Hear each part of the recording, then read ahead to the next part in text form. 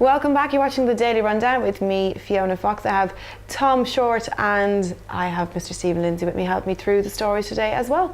Now, the husband of MP Jo Cox has praised the public's incredible generosity after a fund set up in her memory hit £1 million. Labour MP Mrs Cox died when she was shot and stabbed in Yorkshire last Thursday. After her death, her friends set up a fundraising page with proceeds to be divided between causes she had supported.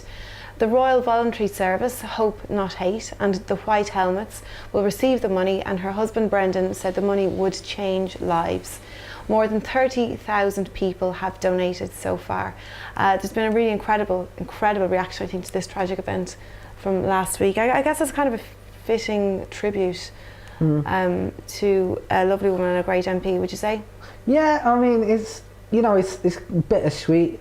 You know, I'm sure that everyone would prefer that someone hadn't been murdered in exchange for this money. But, you know, at least it's being put to good causes, you know, a light's being put on, you know, the various things that she was involved in. I think generally, I think one of the things that's sad about it and has kind of gotten the public's attention is that I think that we feel like we've missed out on maybe 20 to 30 years of what could have been a lot of good in the world, and it's been taken away by something, you know, stupid and daft that could have been talked out at the least. And like what you mentioned earlier on, just the extremities that we seem to be seeing in politics now.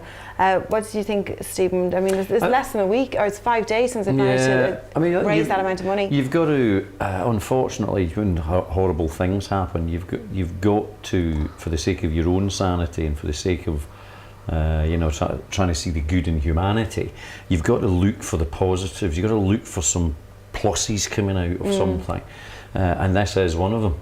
You know, those three organisations, if I'm right in what they do, the Royal Voluntary Society, or whatever it's called, forgive me if I've got the name wrong. Royal Voluntary Service, is providing help to old people. Hope Not Hate is an anti-extremism organisation, which is particularly relevant as regards what happened to Jo Cox. And the White Helmets is a Syrian charity. Yeah.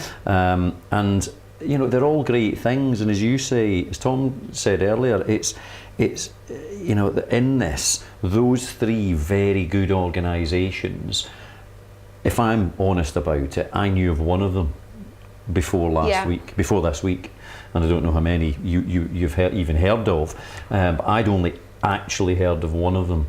So lots of us will now have heard of 1, 2 or 3 organisations that we'd never heard of before, and hopefully, irrespective or in addition to money raised now, pay them some attention, look at what they're about, and get engaged with those sorts of campaigns, which are just nothing but good. Yeah, I think it's like you said, it's like the bittersweet, or the good, and it's shone a light on her good work, and I guess it's continued good work as well. Yeah, sort of in her name as well. Exactly. I wasn't aware of those charities. No, I think I'd heard the Hope Not Hate one's one. Yeah, Hope Not Hate is one that I've supported a little bit in the past. That was the one I actually heard of. Yeah. And you know, it's great for them. It's a very small, you know, in the overall scheme of things, pretty insignificant organisation that stands up against extremists, whether they are far-right, fascist, neo-Nazi types, or they're Islamist, jihadist extremists. They don't care what their political rationale is. They don't care why they supposedly do what they do. They just stand up against them all. Yeah. And it's the clues in the title. It's about that. Look, let's have some hope about humanity rather than focusing completely on the hatred that exists. Yeah. Because that's the danger. You get embroiled in just the hate that's around, and just start to think, you know what, well, we're all doomed, we need to just forget the whole thing, and you shouldn't do it. We've got We to fight. shouldn't, but it's understandable. But at the same time, it's brilliant then to see charities like this, start trying to prevent that. And then, like you said, we have shone a light on their work now. And it is frustrating, kind of going off what I was saying earlier, going to these extreme measures.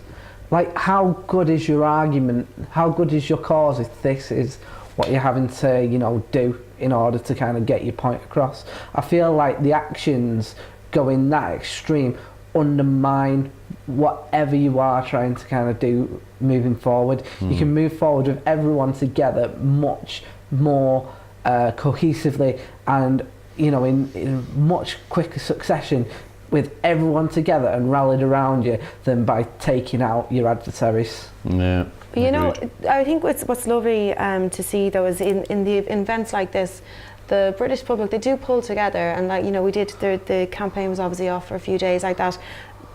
Work like this, over £1 million raised in 5 days. Yeah. And there was that man who was injured, a 70-year-old. Yeah, the guy that was trying to help, trying to save her, as it were. Yeah, and stop the attacker. And I think it is, it is really important.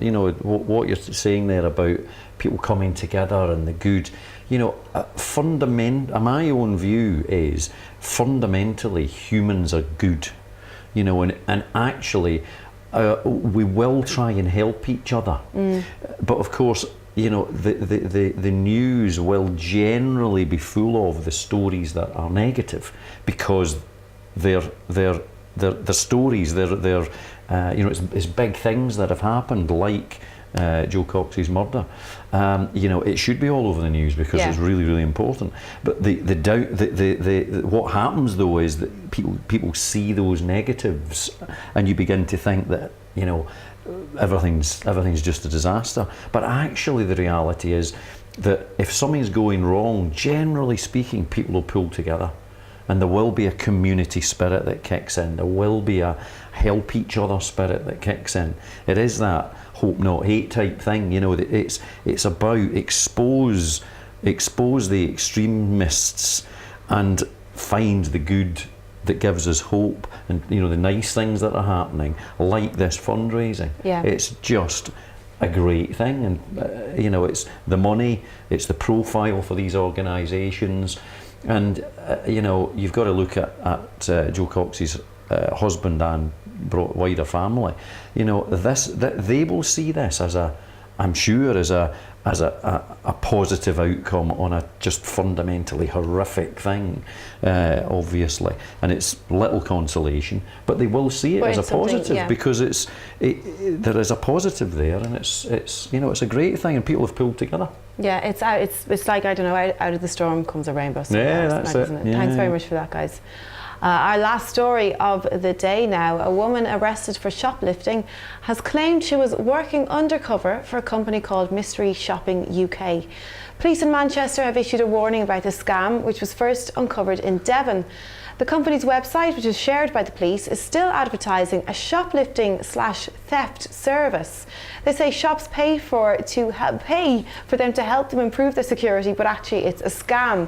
The woman told officers she was given a list of items to steal, which was then to send to Mystery Shopping UK. I couldn't even get my head around this, honestly. When she later attempted to speak to someone at the firm, there was no response, shockingly. It's interesting, yes, but I'm actually aware of the idea. You're aware of a mystery shoppers as a job. So basically the person goes in, they do a bit of shopping, they're supposed to, I think, rate the shop on all various cleanliness, customer service, all that kind of thing. How easy was it to do a refund?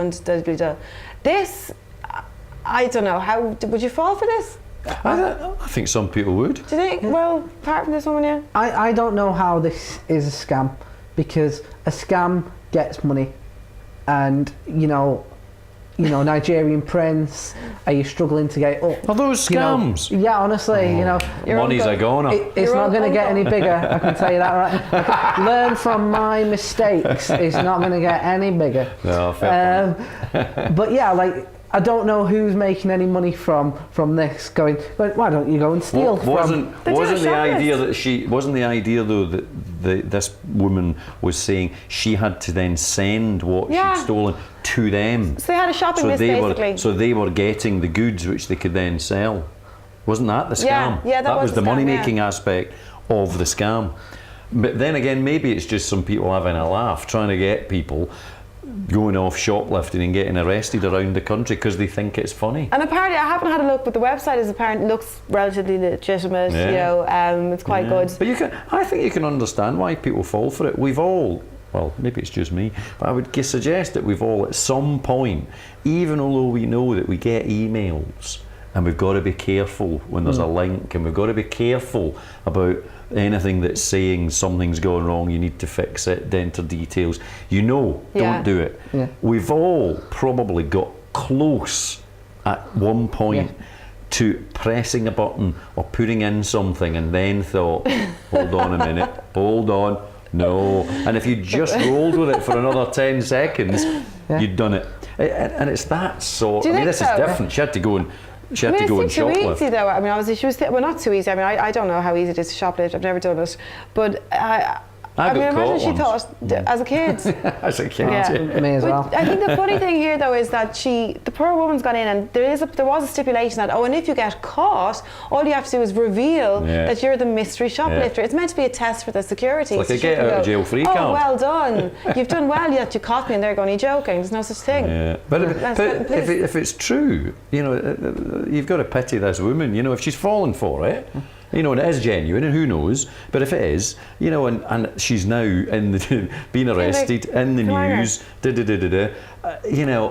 you got to feel sorry for people that have fallen for it. Is it A bit just like the best sending the money excuse? to the Nigerian prince. Is it just the best excuse for shoplifting Don't know. ever? Don't know. I've been out this Never come up afternoon with. doing a bit anyway, with my mystery shopper website in my pocket. Thanks very much for that, guys. We're going to go for another break. When we come back, we're going to be doing our special interview. See you soon.